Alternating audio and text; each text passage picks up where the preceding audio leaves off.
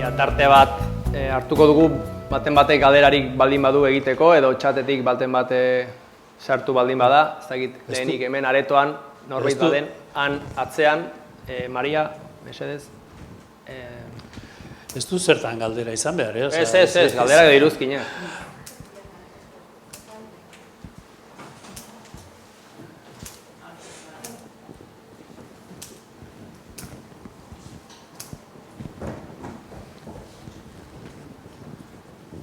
Bueno, nik asko gozatu dut, gaur atzo eta gaur, esan diren gauzekin, eta etxerako lanak ere apuntatu ditut, eta beti bezala gustora, zentzu hortan. Baina, badago gauza txiki bat min egin didana, eta min egite izunean zerbaitek zer pentsatu ematen du, hor badago zerbait landu beharrekoa.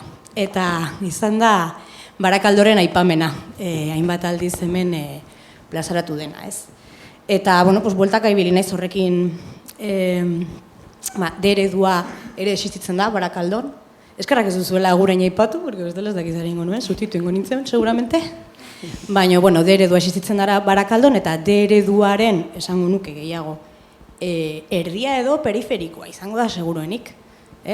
Hola, ezagutzen dudanetik, eta ez da ama hizkuntza euskera daukaten aurren eredua bakarrik, ez? Orduan, ama hizkuntzaz ere, askotan hitz egiten dugu eta konsideratzen dugu oso zaila dela, iruditu zait Barakaldoko esperientzia interesgarria dela oso eduki aldetik, piloa gustatu zait kontatu duzuen esperientzia hori.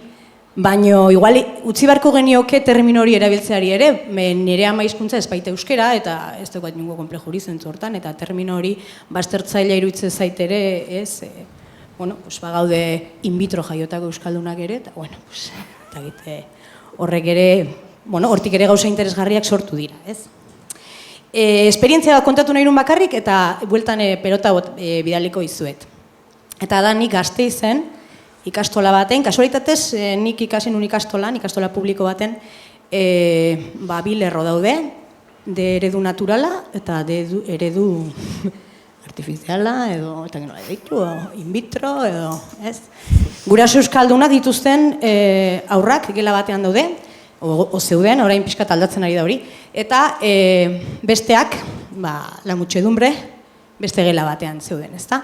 Eta ni bertsolaritza klaseak ematen izkien biei.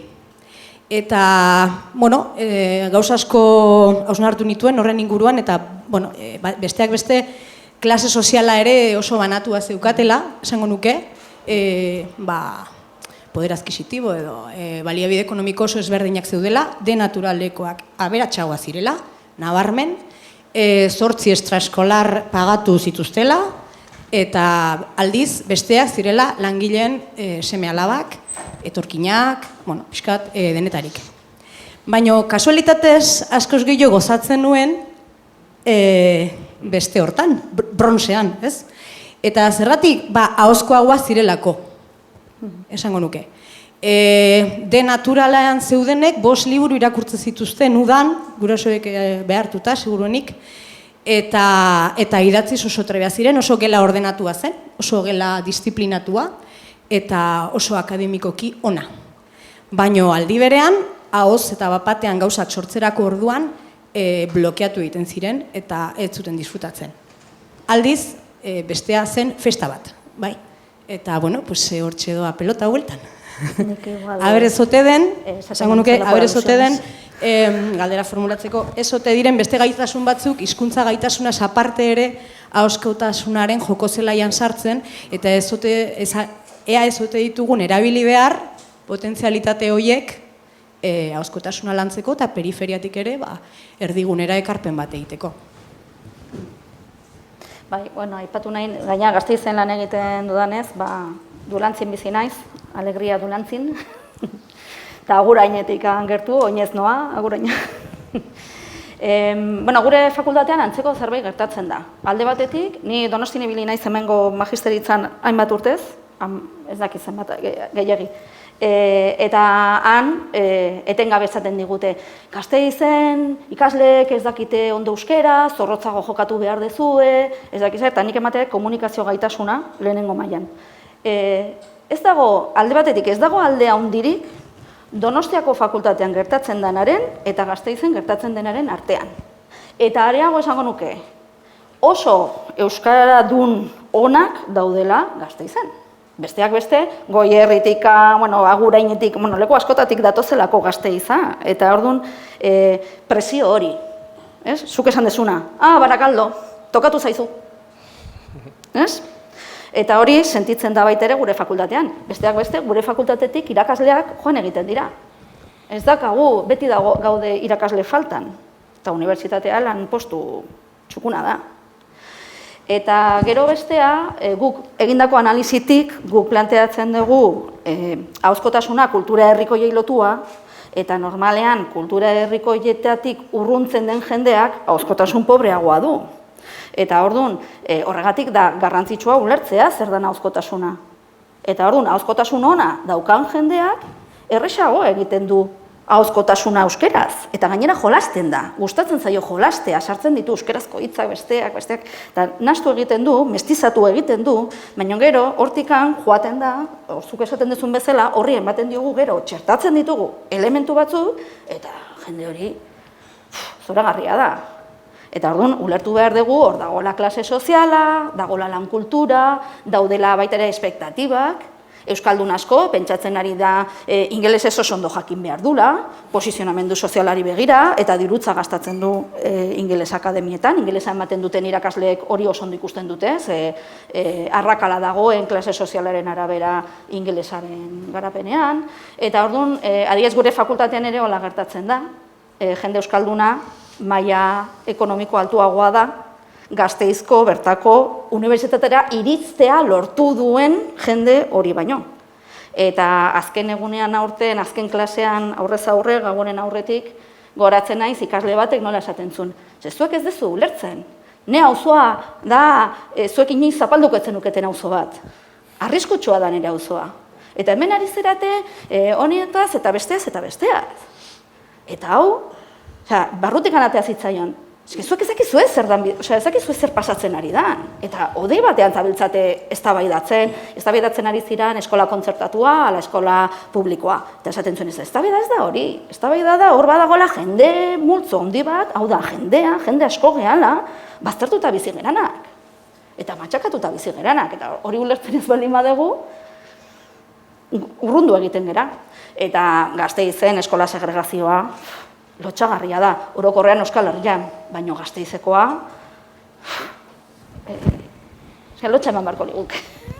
Lotxa ez, tristura, zerbait egin beharko genuke, horrekiko ez. Oiana, nire aldetik, aipamen hori presak eta ezjakintasunetik etorri da, baina esan nahi nuena etzan hori, eta erabat konforme nago irezeakin, ez? Baina nik esan nahi nuena zen, hemen bakoitza gauza batei begira dago, eta nik kezkatzen nagoena da normalean problematikoa ez dala esaten dan hori.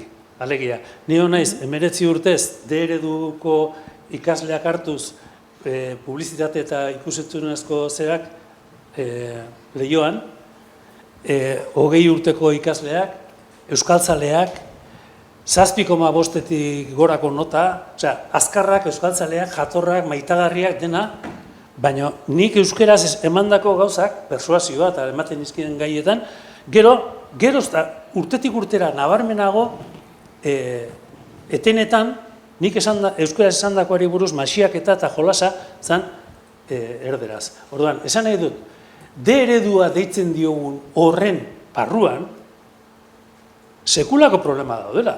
Eta du nik, bai lehioako haiei esplikatzen dira eta hemen erakutsi dudan hori, bai zelkarteak eta nola mobilizatu eta hola gatzen dira.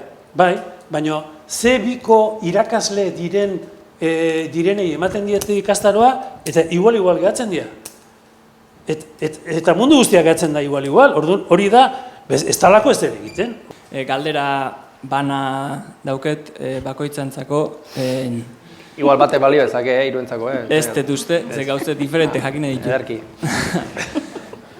Ainoakin hasita, ez dakit, esplikatu dezunetik eta bazuen teorizaziotik eta nik hor sentsazio dauket, nik kontraesan batzuk ikuste dut, esango jazu igual ala dan, ez da, no?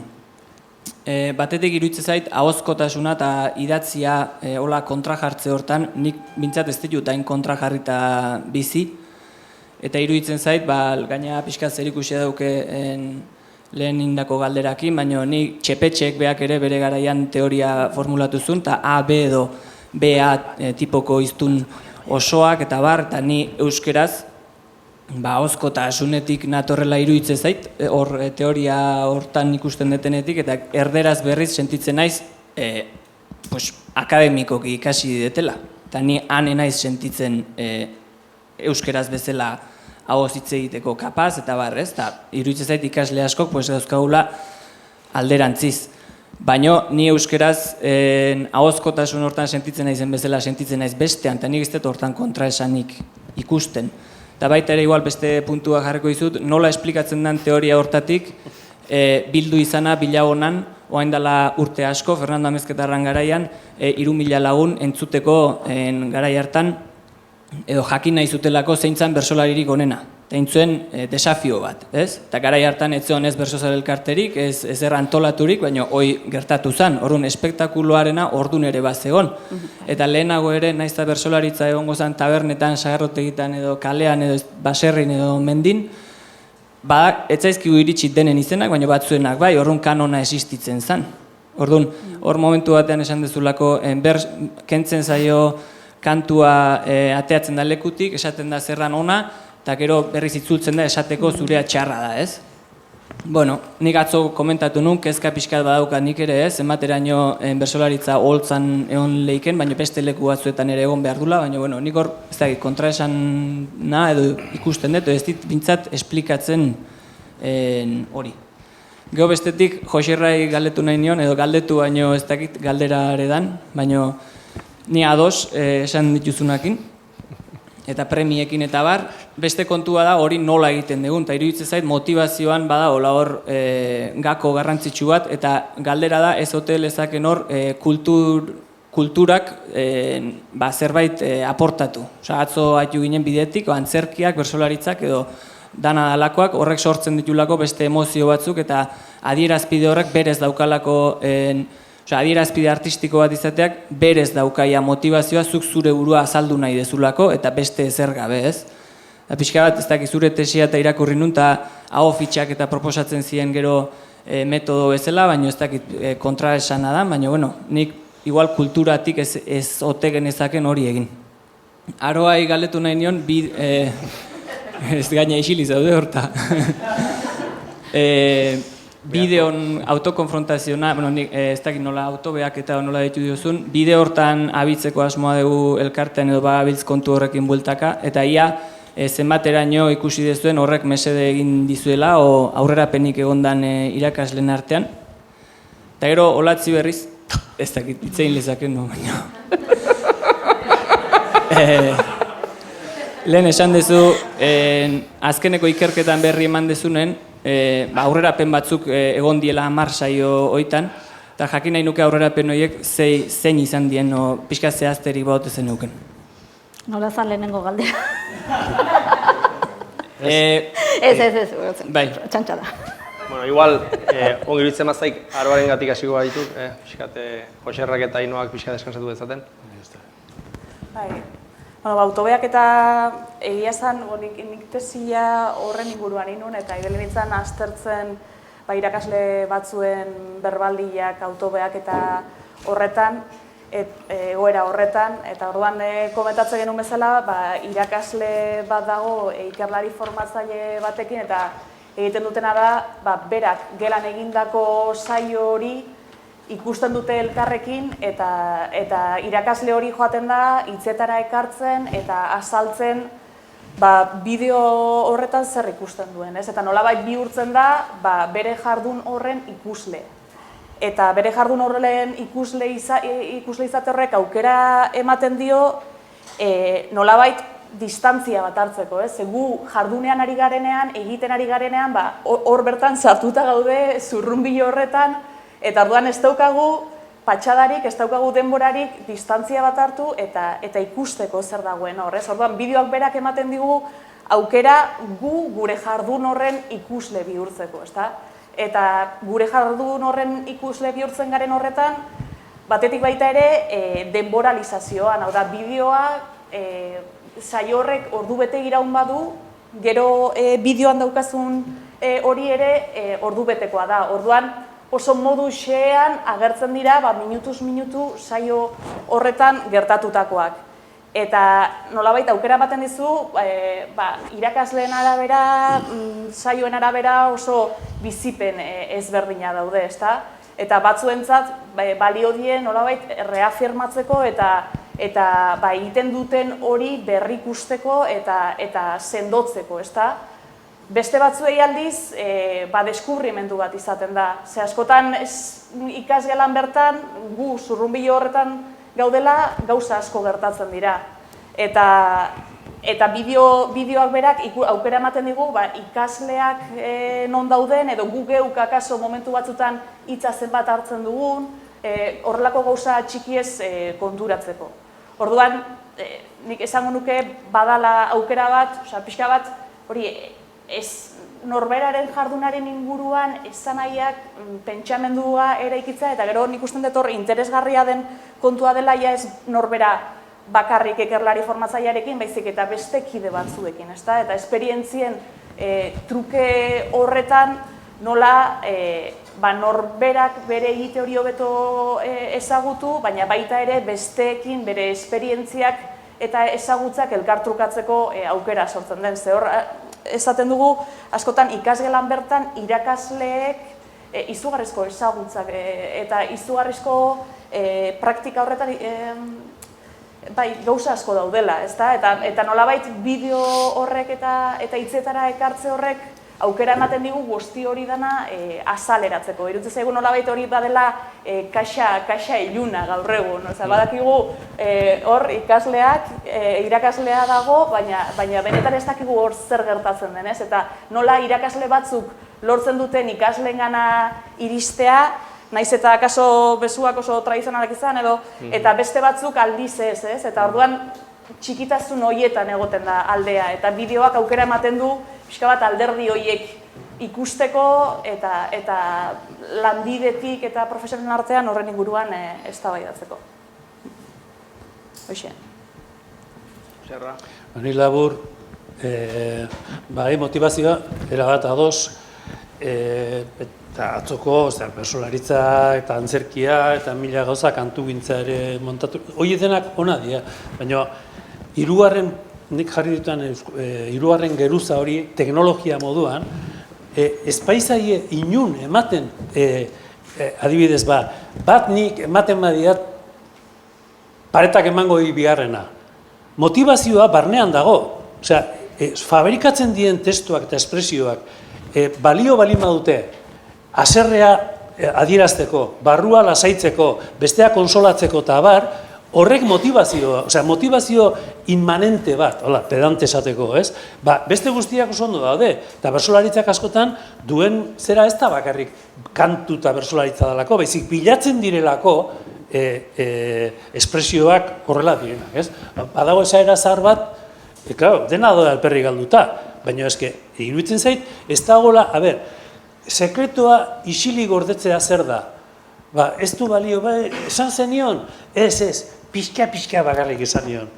Esan zenion? Ez, pixka bakarrik. Badago esaera bat, da, 3 belarrietara ezkero ez dago isilpekorik. Bueno, olakoa fabrikatzen dezunean, gozatu iten dezu, edo lerde kontainerra ateagen dunean DBH-ko gela baten, ariketa baten, jendea pasatu zuen aste bat lerde kontainer esaten gustosoa zalako, eta barne motivazio hori falta bada, nik uste dut, kanpoko motivazioak dena dia ongi etorriak, ez? Eta onartu beharko dugu, nire aldetik hori da, Euskaraldia eta hietenak bai, baina onartu dezagun behingoz, obiektuan berean daukagula arazoa. Obiektua da euskera.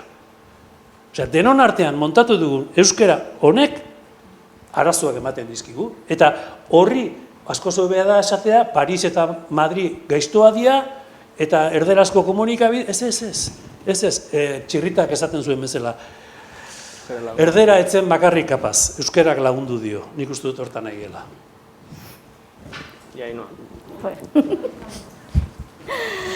Bueno, alde batetik hor, kultura herrikoiena azaldu dudanean, oso azkar, bai? Kultura herrikoiak beti hartzen du bere gain, eta bere parte, kultura herrikoietan etengabe ari geralako kolektiboki eraikitzen, hartzen du kultura instituzionaletik eta hartzen du masa kulturatik. Desberdintasuna da, kultura herrikoietan, ari lodia kultura herrikoiak direla. Eta berba da hor esaten zenun horri azkar erantzutea arrengo, bueno, ni oso txarra naiz kantuan, baina ausartuko naiz. Abesti batekola, poesia bada, baina nire poesia oso merkea da. Herriaren ahotik jaso nuen debalde, eta debalde ematen diot herriaren belarriari. Hau da, behar bada momentu horretan hartzen duzu, baina gero ematen diozu debalde.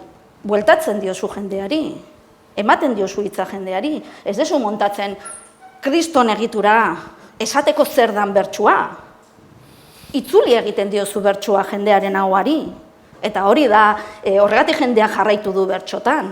Zenbat eta indartsuagoa, ez sofistikatu, ez dut hori esan nahi, ni ados nago, hitzjokoena, hori zoragarria da eta egin behar da. Eta umorea ezinbestekoa da. Eta jendeari sortu egin bertzaio bertsua, zergatik ez? Zer galdu dugu, zergatik ez dugu, zergatik ez dugu berez ateratzen, zergatik joan behar dugu eskolara hori egiteko. Baina kontua da, tentsio horretan, oso sentiberak izan behar dugula. Oso gauza sensiblea da, oso auskorra da, eta orduan egiten ditugun jardueretan edo ekintzetan behar dugulako aparataje bat, eta aparataje horrek onartu behar dugu badaukala artifizialtasunetik asko, bueltatu behar dugu, lortu behar dugu guk, hori ez dakit flamenkoan esaten den bezala, badago flamenko bat, zorrotza, kanona, baina jarraitzen du flamenkoak kalean. Hor ni Sevillan, ni bizi naiz Sevillan nagonean, iparraldeko poligonoan. Kalera ateratzen naiz eta jendea hor dago flamenkoan. Bai? Horregatik gustatzen zait hortikan ea guk zer ekar dezakegun geurera. Ze girok egiten du jendeak segi dezan flamenkoa kantatzen kalean. Bai? Hor, atera, plazan baina ez plazan, baizik eta plazan. Hori bakarrik.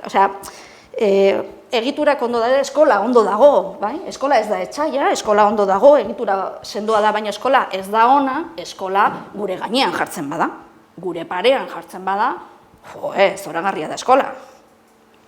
Berdin, bertso eskola, edozein eskola, ez? Oso onak dira eskolak, baina eskola ez da ona, lapurtzen badin niri jakintza. Bestea esan de pixka provokatzeko.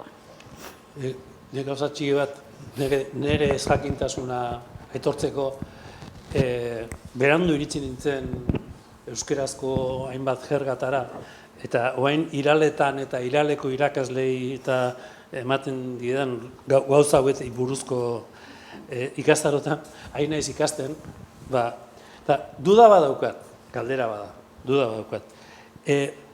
Zuek didaktika eraikuntzan alorrean kokatzen duzue edo gastronomian?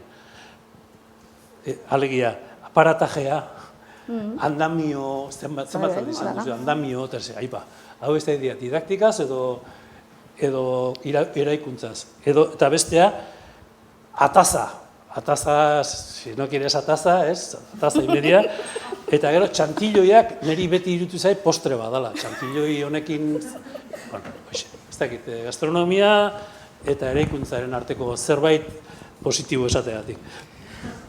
Bueno, markatu, ez bukatu gauzu zure erantzuna. Gauza txiki bat, duela urte batzuk, pedagogiaren ingenieritza sartu zen, horrela deitzen zaio pedagogiaren ingenieritza, eta kurrikuluma oinarrituta dago pedagogiaren ingenieritzan, eta gure lexikoa, errubrikak eta erabiltzen ditugun tresna horiek, ingenieritza tresnak dira. Eta horrek implikazio izugarriak ditu. Hori bakarrik. Bai, olatz. Bai, entzuten zait, bai. Bai, miesier. Bai, nik beste gabe, ointxa aipatu dunez, Ainoari beste gabe komentari batez, askotan entzun dut, ogal beritzaren asko berezkoa, ez dugu aztu behar, hizkuntza gutxitoa da, erabilera 12-14 baten artean dago. Berez etorriko zaigu, berez jango gaitu, ez dakit, berezko gehiegi sumatu dut eta, bueno, beste gabe. Bale, zuk galdetu jazu, hau indikazu dut galdera, hizkuntza rutinen inguruan, azkeneko... Bai.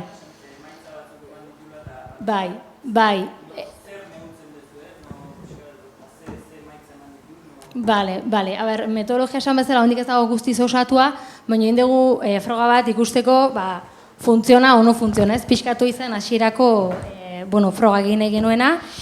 Lehenengo gauza ikusi eguna argi eta garbi da ikasleek hitz egiteko grina erakutsi dutela. Osea, ikasleek gustora zeuden, ez zuten betiko saioekin lotzen, irakasleak esan digute bain da berriz, nahi zutela luzatu, argiago eskatu zuten beste mailetan ere metodologia hori aukera bazegoen zabaltzeko. Orduan guretzako ikasleak euskaraz hitz egiteko gogo hori izatea esan dugun testu inguru horretan, eta kontatzeko eta hitz egin, elkarri entzun, eta giro goxo batean, ez? Guretzako hori izan da oso lorkuntza handia. Behintzat, esan bezala, zentzua eman egin nien hitz egiten duten momentu horri eta beraiei, eta uste dugu lortzen ari garela. Behiz eta gauza txiki denen oski honekin ez da dena konponduko. Bestale bai ikusi dugu, oinarrezko kompetentzietan adibidez, LH laugarren maila batean, esaten ari gara, familiako izenak, abuelo, aitona, amona, lengusinak, ez da dela beharneratuta. Matematek pentsatuko du, baina horiek ez aldira lehenagotik landu. Aurretik aipatu dira, baina ez dira agian, edo ez dakigu nola landu diren, baina ez daude barneratuta behintzat, ez? Oinarrizko lexiko hori. Orduan bai ikusi duguna da, proposatu diren generoak oso gertukoak direnez, kaleko kontaketak, adibidez, egin duguna da adibidez kontaketa hartu eta bihurrikeriak, bakoitzak bere bihurrikeriak kontatu ditu, gero hor Fernandokeriak ere sartu genituen Fernandoren testutxo batzuk, hor, fuerte egin genuen hor, hori ja nozokero kontatuko izut ze maite izan genituen. Eta orduan, esan bezala dia oso gertuko testuak. Beraz bai lortu duguna, gertuko lexikoa da, familia, betiko aditzak, oinarrezko aditza horiek erabiltzen hastea. Edo bultzatu, edo olakoak, oso oinarrizkotik. Eta azkeneko grabaketetan ikusi genuen hori da, hasiak zirela horiek erabiltzen. Denaen gure ustez, hau egin da bilabetez, baina marko lirateke ikasturte osoz edo behintzat urtero. Eta bestetik ere bai, irakaslak formatzea, esan bezala irakaslak honekin batera ikusi dugu, lehen esan duan bezala hizkuntza betarrokak beste modu batera graduatu dituela, eta aldamiak eraikuntzan hor, eraikitzen ibili dela hizkuntzaren pausu hori eta lagundu egin diola, ez? Eskertu egin dute guk horretan laguntza ematia. Erantzun dizut?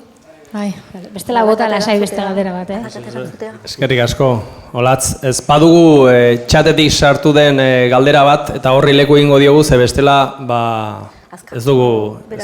Bai, baina txikia ez, oso txikia. Berezkotasuna karrapatu behar gaitu lanean. Hori, ez du... Ez da flower powerismoa. Baina ez den generitza, beste gauza bada. Juanjo Respaldizaren galdera bat badugu, txatetik iritsi zaiguna, orduan entzungo dugu, uste dut Ainoaren zaudela. Indako hitzaldian ondoren iruzkin bat egin du, esanez Ainoa Ezeiza kolokan jarri ditu finkatu xamar genituen ideia batzuk, ez da gutxi. Eta galdera dio, atzo komentatu zen zerbait, Frantziak ahozkoaren gainean dituen exigentzia buruz, ahozko formala da lantzen exigitzen dutena, nire ustez. Eta galdera, gaur esandakoa kontutan hartuta, non kokatzen duzu Frantziak edo beste estatu batzuek eskolan edo akademian egiten duten ahalegin hori? Atzo nahi eman zidan sensazioa, ni ez nabil unibertsitatea, baina lehen edo bigarren hezkuntzako irakasle izan banintza eserreateako nintzen.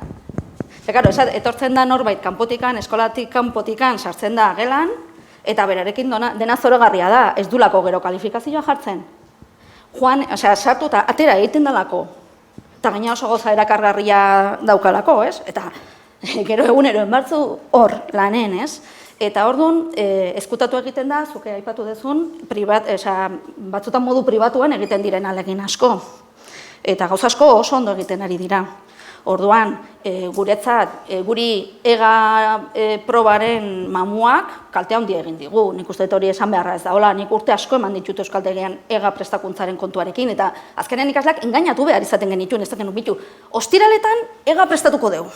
Baina, utzi, beste saioak hizkuntza garatzeko. Bale, egingo dugu, ez larritu, baina oso suntsitzaia izan da.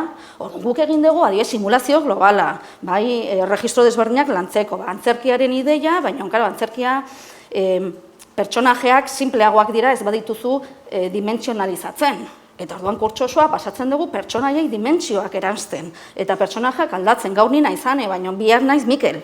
Eta orduan hartzen dut zure Mikel, eta nik ematen diot dimentsio berri bat, egoera berri batean. Hau da, badaude forma asko.